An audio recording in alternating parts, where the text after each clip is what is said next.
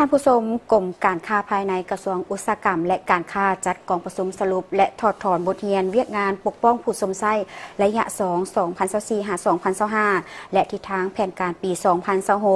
ซึ่งกองประชุมได้สรุปและถอดถอนบทเรียนเวียกงานปกป้องผู้สมไส้ระยะ 2 จัดขึ้นในวันที่ 5 ธันวาคม 2025 ที่นครหลวงเวียงจันทร์โดยการเป็นประธานของทานจันทบูรณ์สุขอารุณรัฐมนตรีกระทรวงอุตสาหกรรมและการค้าผู้ชี้นำกรมการค้าภายในมีต่างหน้าจากบรรดากรมภายในกระทรวงอุตสาหกรรมและการค้าบรรดาแขนงการเกี่ยวข้องจากศูนย์กลางและแผนกอุตสาหกรรมและการค้าแขวงทั่วประเทศพร้อมด้วยผู้ต่างหน้าจากโครงการ GIZ เข้าร่วม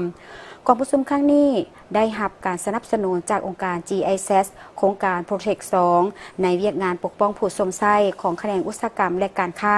จัดขึ้นเพื่อสรุปตีราคาคืนผลของการจัดตั้งปฏิบัติเวียกงานปกป้องผู้สมไส้แต่ปี 2024-2025 ร่วมกับบรรดาแผนกอุตสาหกรรมและการค้าแขวงนครหลวงและแขนงการที่เกี่ยวข้องและผ่านทิศทางแผนการในต่อหน้า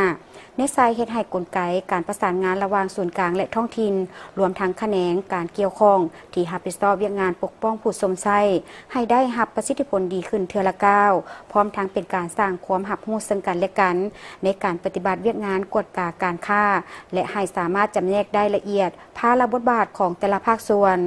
กองประชุมได้สรุปตีราคาคืนเกี่ยวกับการจัดตั้งปฏิบัติกฎหมายว่าด้วยการปกป้องผู้สมไส้ในระยะผ่านมาเพื่อกะเกียมปรับปรุงกฎหมายดังกล่าวตามแผนให้สำเร็จในปี 2027